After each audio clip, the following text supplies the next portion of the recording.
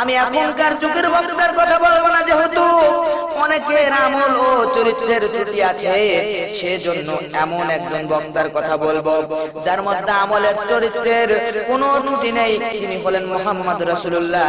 সকলে বলেন সাল্লাল্লাহু আলাইহি ওয়াসাল্লাম। সেই নবী কোরআন থেকে বক্তব্য দিচ্ছেন। মক্কায় 13টি বছর হয়ে গেল, 93টি সূরা নাজিল হয়ে গেল, কিন্তু মাক্কি জীবনে আল্লাহ পাক কোরআনের একটি জায়গায় তো ঈমানদার বলে ডাকেননি। জোরে বলেন ঠিক কিনা? আমার ভাইরা, মাক্কি সূরায় কোথাও আল্লাহ রাব্বুল আলামিন এটা বলেননি।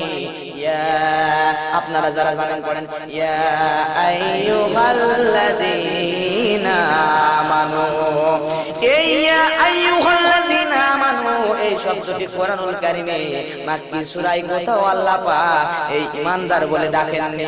বর্তমানে এমনটি হলে, এরকম হলে বলা যেত বক্তার আমল খারাপ, বক্তার চরিত্র খারাপ, কিন্তু নবীর চরিত্র ভালো ছিলেন। কারণ আল্লাহ রাব্বুল আলামিন বলছেন, লাকাদ কানা লাকুম ফি রাসূলিল্লাহি উসওয়াতুন হাসানা। আল্লাহ সূরা হাজরের 21 নম্বর পারা 19 নম্বর পৃষ্ঠা 13 নম্বর লাইনে 23 নম্বর আয়াতে রব্বুল আলামিন বলছেন, তোমরা যদি উত্তম চরিত্র পেতে চাও, তোমরা যদি উত্তম আদর্শ পেতে চাও, তাহলে রাসূলের আদর্শকে, রাসূলের চরিত্রকে মেনে নাও। জোরে বলেন ঠিক কিনা? আমার ভাইরা, আল্লাহ রাব্বুল আলামিনের রাসূল ছিলেন এক নম্বরে আদর্শবান নেতা। সব দিক দিয়ে তিনি ভালো ছিলেন। আমার ভাইরা রে, আল্লাহর রাসূলের 20 বছরের বন্ধু। আপনাদের মধ্যে কারো যদি 20টি বছর ধরে একজন মানুষ আপনাদের বন্ধু থাকে, তাহলে ওই লোকটি আপনার বিষয়ে কিছু জানবে কি জানবে না?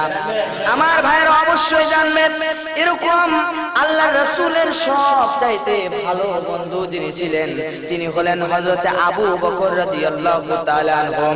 আমার ভাইরা, এই আবু বকর রাদিয়াল্লাহু তাআলা আনহু আল্লাহর রাসূলের সঙ্গে একই মাঠে ছাগল চড়িয়েছে। আল্লাহর রাসূল আবু বকরকে ডাক দিয়ে বলে, আবু বকর রে, আমি 20টি বছর হয়ে গেল তোমার সঙ্গে বন্ধুত্ব আছে।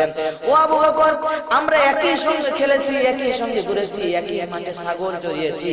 তুমি বলো না, আমি রাসূলের চরিত্র, আমি কি আল্লাহ আমাকে নবী ঘোষণা দিয়েছেন, তোমার কি মনে হয় আমি নবী হওয়ার যোগ্যতা রাখি কিনা? আবু বকর এক বাক্যে বলে দিলেন, ইয়া রাসূল আল্লাহ, ইয়া হাবিব আল্লাহ, আমি এক বাক্যে স্বীকার করে নিলাম, আপনি আল্লাহর নবী ছাড়া আর কেউ হতে পারেন না। জোরে বলেন সুবহানাল্লাহ।